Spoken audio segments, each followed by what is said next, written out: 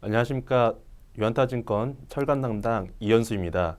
금일은 7월 2일 발간된 철강 산업보고서에 대해서 말씀을 드리도록 하겠습니다. 이번 보고서는 원재료인 철강석 가격에 대해서 좀 더 집중적으로 알아보고 하반기 전망에 대해서 짚어봤습니다. 자료 내용과 함께 말씀드리도록 하겠습니다. 상반기 리뷰부터 먼저 말씀을 드리도록 하겠습니다. 상반기 같은 경우에는 철강석 가격이 연초 톤당 60달러에서 6월 말 톤당 120달러까지 상승을 했습니다. 철강업체의 원재료인 철강석 가격이 급등하는 국면이 상반기에 이어졌는데요. 그럼에도 불구하고 철강 제품 가격은 지지부진했습니다. 철강업체들의 마진을 예측해 볼 수 있는 제품 가격과 철강석 가격 간의 스프레드가 2분기 때 축소가 되면서 마진이 악화되는 상황이 발생을 했습니다. 그러면 철강석 가격이 오른 이유에 대해서 한번 살펴보도록 하겠습니다. 철강석 가격이 상승한 데 따른 배경을 한번 세 가지 정도 살펴보도록 하겠습니다. 첫 번째는 브라질 발레사 철강석 공급 차질 및 우려가 발생을 했습니다. 두 번째는 호주 지역의 철강석 광산업체들의 공급 차질이 발생했으며, 세 번째로는 중국의 조강 생산량이 증가하는 이유가 철강석 가격이 상승한 이유라고 볼 수 있을 것 같습니다.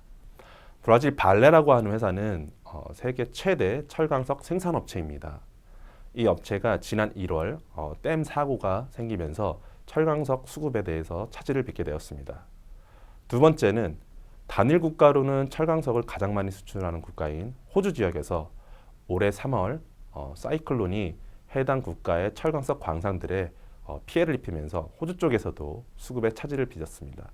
마지막으로 세 번째인 중국의 조강 생산량 증가입니다. 철강석 입장에서는 철강 업체들의 생산량 증가는 수요의 증가라고 볼 수 있습니다. 중국이란 나라가 전 세계 철강 생산의 약 50%를 차지하고 있는 만큼 중국이 철강 생산, 즉 조강 생산량을 늘렸을 때 철강석 수요가 급격하게 증가하게 됩니다. 이런 이유들이 상반기 철강석 가격의 상승 원인이라고 볼 수 있을 것 같습니다. 하지만은 하반기 이런 철강석 가격이 지금 현재 톤당 120달러에서 하반기에는 톤당 100달러를 하회할 것으로 전망을 하고 있습니다. 이유에 대해서 한번 짚어보도록 하겠습니다. 하반기 철강석 가격이 톤당 100달러를 하회할 걸로 전망하는 요인으로 세 가지 정도를 말씀을 드리도록 하겠습니다. 첫 번째는 방금 전에 말씀드렸던 브라질의 발레사가 상반기에 가동이 안 되고 있던 광산 중에 가장 큰 광산인 브루쿠트라는 광산이 있습니다. 해당 광산은 연간 약 3천만 톤의 철강석을 생산할 수 있는 그런 광산입니다. 하지만 상반기 댐 사고 이후 브루쿠트 광산은 연산 1,000만 톤 정도의 생산량을 만드는 데 그치고 있었습니다. 하지만 지난 6월 브라질 고등법원이 브루쿠트 광산에 대해서 가동 전면 재개를 승인했습니다. 이에 따라서 하반기에는 발레의 철강석 생산량 및 수출량이 증가할 것으로 전망이 되고 있습니다. 두 번째는 호주 지역의 철강석 광산업체 생산 및 출하가 정상화될 것으로 추정을 하고 있습니다. 앞서 말씀드린 대로 지난 3월 사이클론 영향 때문에 호주 지역의 철강석 업체들이 피해를 입었었습니다. 이런 것들이 하반기에 출하가 좀 정상화될 수 있는 국면이 되지 않을까 싶습니다. 설비들에 대한 보수가 일어나고 그에 따라서 생산 및 출하가 증가하면서 호주 지역에 대한 수급 우려도 완화될 것으로 보고 있습니다. 세 번째는 중국 조강 생산량 감소입니다. 철강석 입장에서 수요인 중국의 조강 생산량이 감소를 하게 된다면 철강석 가격 하락의 요인이 될 것입니다. 계절적으로 철강 같은 경우에는 2분기를 고점으로 3분기, 4분기 생산량이 감소하는 국면을 나타내고 있습니다. 올해도 역시 마찬가지로 3분기에는 지난 2분기 대비 생산량이 감소하고 4분기 역시 동력이 감소한이 진행됨에 따라서 조강 생산량이 상반기 대비 하반기 감소할 것으로 전망하고 있습니다. 이 세 가지 요인에 따라서 철강석 가격은 하반기에 톤당 100불을 하회할 것으로 전망을 하고 있습니다.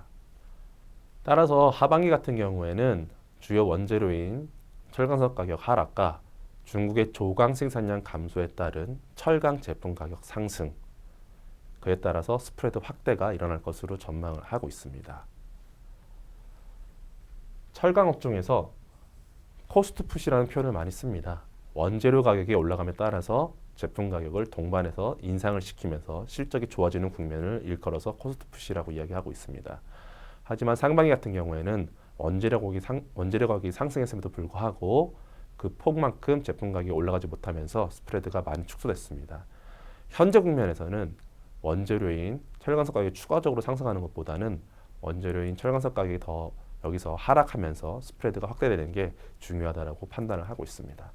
하반기는 코스트 푸시가 아니고 코스트 다운이 필요한 시기라고 판단을 하고 있습니다. 이에 따라서 철강 업종에 대한 투자 의견을 오버웨이스로 제시를 하면서 탑픽 업종으로는 포스코 투자 의견 바이 목표 주가 36만 원을 제시하도록 하겠습니다.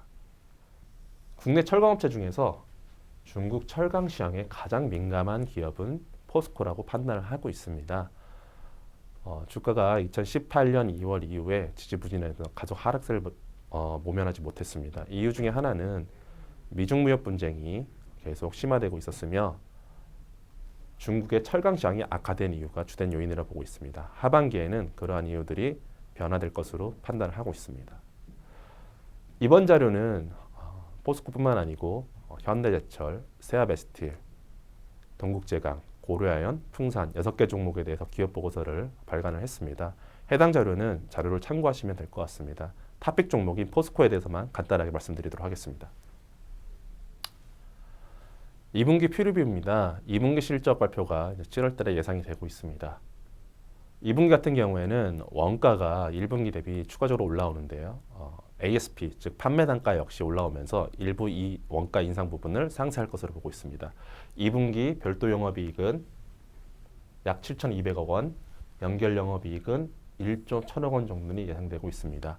YOY로는 좀 감소하는 국면이지만은 전분기 대비해서 견조한 실적이라고 판단을 하고 있습니다. 하반기에 대해서 말씀을 드리도록 하겠습니다. 만약에 중국의 철강 시황이 현재 국면에서 그대로 유지가 된다고 하면 하반기 포스코의 실적은 부진한 상황을 면하기 좀 힘들 걸로 보고 있습니다. 하지만 앞서 말씀드린 대로 하반기 중국 철강 시장이 개선될 거라는 기대감을 갖고 있고 이에 따라서 하반기에 포스코의 실적은 기대보다는 좋은 실적이 나올 수 있을 거라고 생각을 하고 있습니다. 3분기 역시 원가가 추가적으로 상승할 걸로 보고 있습니다. 현재 중국 철강제 가격이 오르지 않는다 그러면 3분기에 스프레드가 악화가 되겠지만은 앞서 산업자료에서 말씀드렸던 것 같이 중국의 철강 시장이 3분기에 상승할 걸로 보고 있기 때문에 시장이 우려하는 것보다는 스프레드 마진의 축소폭이 크지는 않을 거다. 오히려 제품 가격 상승 폭에 따라서 하반기 스프레드가 개선될 여지도 있다라고 이제 판단을 하고 있습니다. 앞서 산업자료에서도 말씀을 드렸지만은 지난 1분기에 중국 철강 제품 가격은 상승을 했습니다. 하지만은 미중 무역 분쟁들, 매크로 환경이 악화되면서 주가에 부정적인 영향을 미쳤으며 2분기에는 철강 제품 가격이 하락하는 바람에 주가가 역시 지지부진한 모습을 면하지 못했습니다. 하반기에는 중국 철강 제품 가격이 상승하면서 스프레드가 확대될 수 있다고 판단함에 따라서 포스코에 대해서 긍정적으로 말씀을 드리도록 하겠습니다. 또한 지난 6월 발표된 미국의 한국산 열연강판, 그 중에서도 포스코산 열연강판 같은 경우 상계 관세가 대폭 인하되면서 미국으로의 열연강판 수출이 하반기부터 재개될 수 있을 것으로 판단되고 있습니다. 긍정적인 부분들이 지속되고 있는 만큼 하반기에 대해서는 전체적인 철강 업황 그리고 포스코에 대해서 긍정적인 시각을 말씀드리도록 하겠습니다. 감사합니다.